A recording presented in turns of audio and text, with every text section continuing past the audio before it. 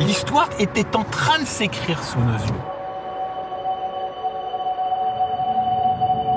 C'est vrai qu'elle est folle, cette histoire, quand tu y repenses. Cette histoire de Berlin, ouais. Non, mais c'est vrai qu'elle est folle. Je crois que ça s'est jamais vu dans l'histoire du JT. T'avais 10 minutes d'images.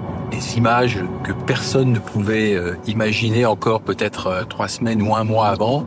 Des Allemands de l'Est qui franchissent comme ça tranquillement le mur pour aller voir ce qui se passe donc du côté de l'Ouest. Il y a des cris. Et toi, je te dis merci encore aujourd'hui. Tu m'appelles. Et je t'ai dit, on y va.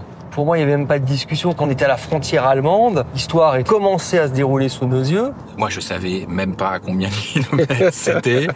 Et quand je te pose la question, tu me dis, c'est simple, je demande à ma mère, on prend la Golf et on y va. Et là, je me dis, il est vraiment complètement fou.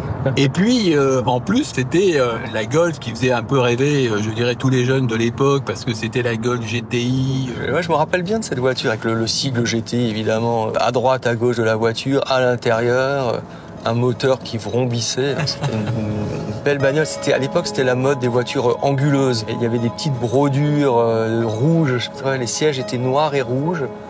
Il y avait pas mal de cuir. Le pommeau de vitesse était un peu ciselé comme ça, avec comme une espèce de nid d'abeille. C'était quand même la voiture qu'il fallait avoir.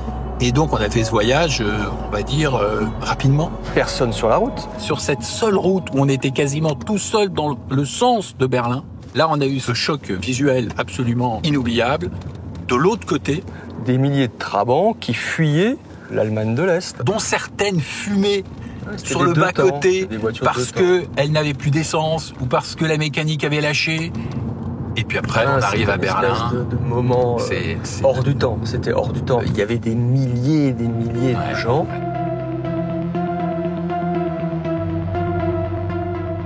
Les gens, quand ils nous ont entendus parler français, les gens nous ont pris dans les bras. Ouais, c'est vrai, t'as raison.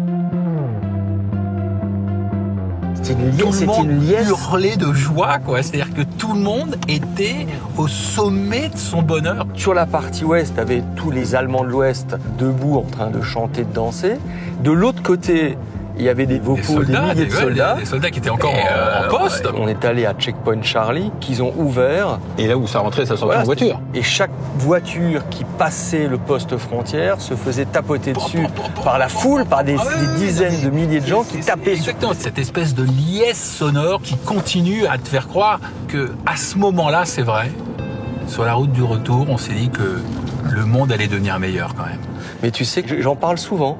Et les gens sont toujours intéressés par cette histoire. Et on referait pas un petit voyage à Berlin, du coup?